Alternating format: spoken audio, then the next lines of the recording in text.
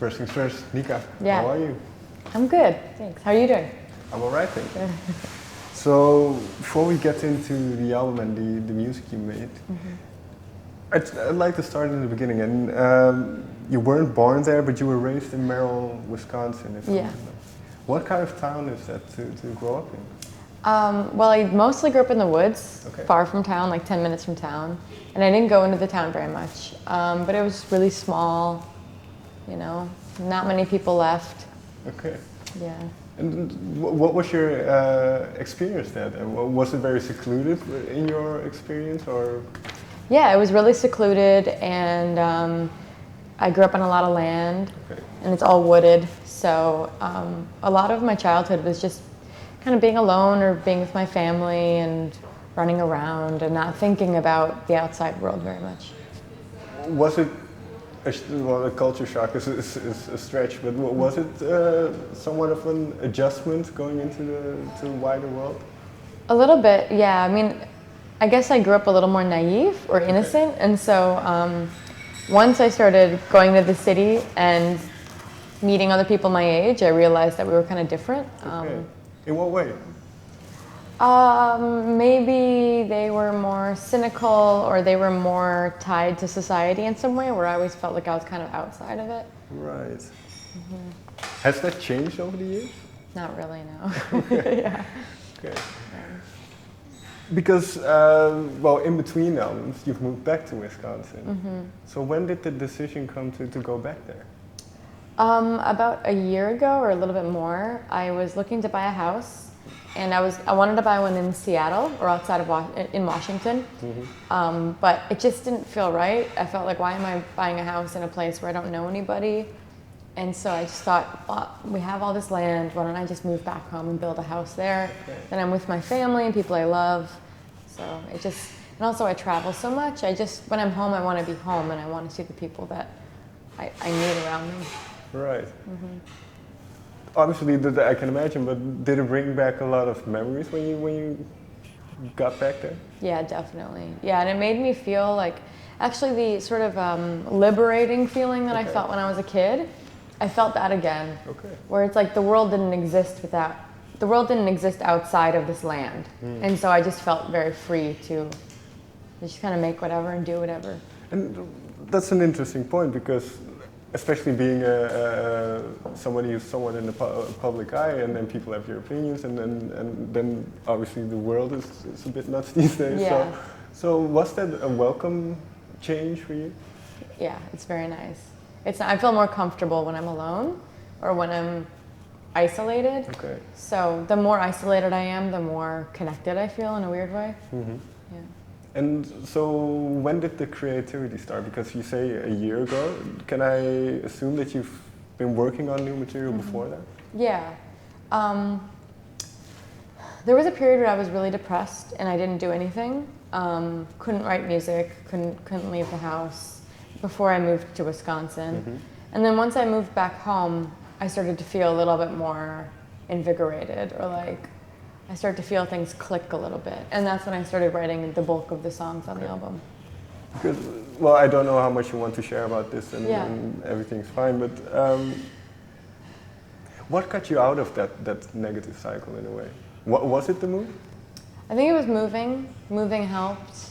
And I think just recognizing that how I was feeling wasn't livable, wasn't sustainable.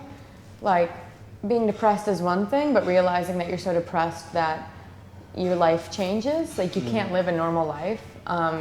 That's kind of, I just had to recognize that and admit that to myself. But I think mostly just finding roots and stabilizing was a big helper. And was that with music then, that creativity was more difficult to express or to find? Yeah, when I was depressed, I couldn't do anything. I couldn't make anything because I just thought, what's the point? You know, I was like so nihilistic. But as I got better, I was able to channel my depression and my sadness, but in a way that was functional, in a way that was productive. But yeah, there's a threshold where you're so depressed you can't do anything. And so you just need to make sure you're just outside that threshold. And then, because a lot of, well, what you're mentioning now, that it kind of shines back through the album. So what was the first song that you wrote down, or that you remember kind of writing something off? Yeah, probably Wise Blood. Wise Okay. Blood is the first song that I wrote while being depressed, and it was kind of like this small shed of light, you know, and I could see it, and then I didn't write anything for a long time after that. Do you remember then what sparked Wise Blood in that moment in particular? I think just finding this sliver of productivity or something. I don't even know why or how it came out. But the song is about my sadness and about, like, you know, the chorus is, if it doesn't make you wiser, it doesn't make you strong, whatever. You know, what are you doing? So I was kind of saying that to myself. Right. And then because I wrote that down, what are you doing? So Yeah. did you find an answer to that question, and kind of that's when you started to move in? Yeah, and that song too, I wrote it for myself, and I'm like, okay, well, if you're not growing, if you're not becoming stronger, then really what are you doing? That's all that you have to do in life, you know? And failures and challenges are there to build a stronger you, a stronger person. And so it's just like, that's the whole point. The whole point is suffering, you know, for better or for worse. So I was trying to just tell myself that. And well, that's an interesting perspective, because, well, there's self-improvement, so there's a lighter side, but then there's also kind of what you mentioned, that nihilistic side of it. So how do you balance those two? It's a fine dance of, like, being cynical and nihilistic and disillusioned with everything, but then also having enough hope or enough faith in the world that it makes you want to do something or, like, contribute something to it. And I think it just takes a lot of just a delicate balance. And this might be difficult to answer, but what gives you hope? What and especially looking at the world, because there's so much going on. Yeah. I think knowing that we've all been there, we've all been here before. Either politically we've been here before, or personally, like on a very, like, singular level. You know, what I'm experiencing is no different from what everyone else is experiencing. So it's just a matter of recognizing that and not feeling like your life is, or your challenges are unique to you. And that helps me, because I'm like, okay, everyone gets up and lives through this, so why can't I? Right. And you mentioned Wise Blood was kind of a one-off thing for a while. When did the music come in? Did you already have music, or did first words start to flood in? Or? Yeah, I had the music. It all happened at the same time, because I produce at the same time. So. Okay, because especially with these kind of themes, how important was the mood? Did you have a mood or a certain kind of feeling that you wanted to capture? Yeah, I think I wanted it to feel sparse. Yeah, I wanted the music to feel sparse but immersive, like atmospheric but still very minimal. And I wanted emphasis on the words for that song. You know, I wanted it to be more about that moment. But in general, I think the more music that I made for this record, the more I wanted it to feel like an environment. Like, I wanted the music to communicate the emotions just as much as the words. Right.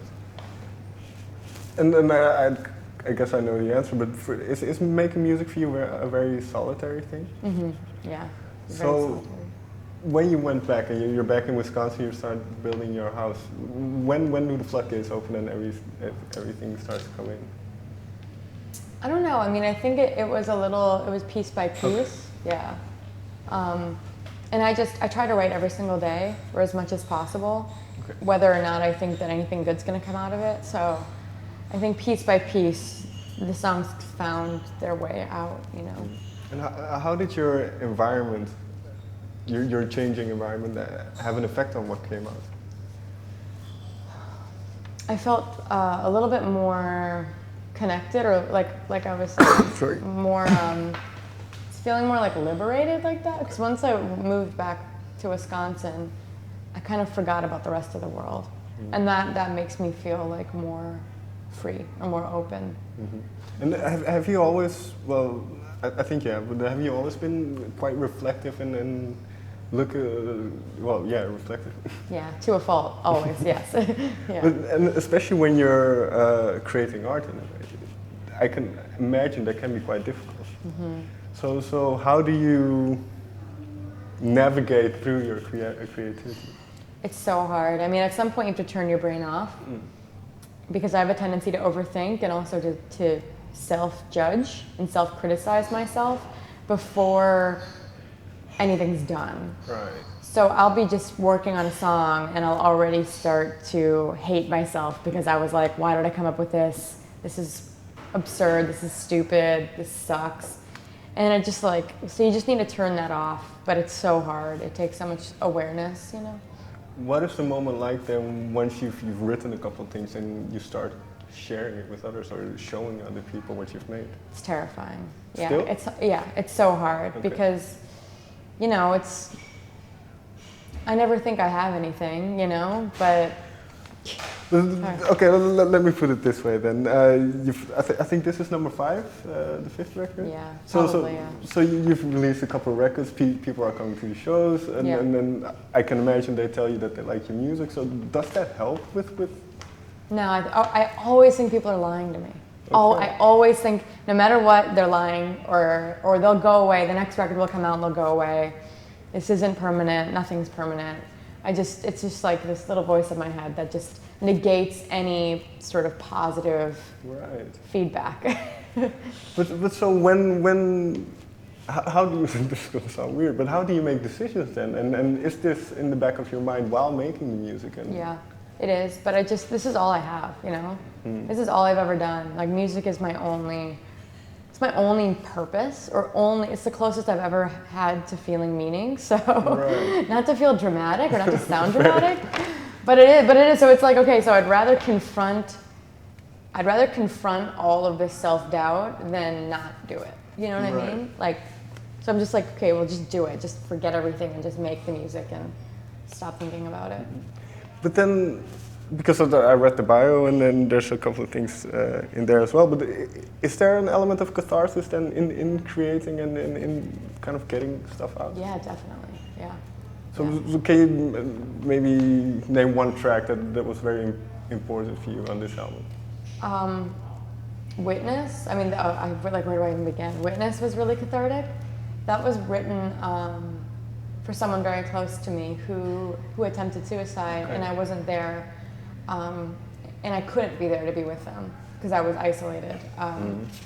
And so I wrote that song as a means to understand what they were going through and to communicate with them.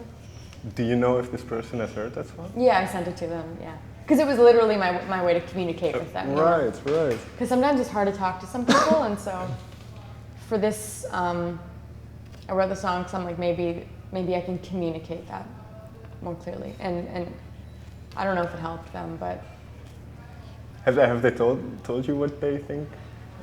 Yeah, I think they think it's really, touching. You know, I think yeah.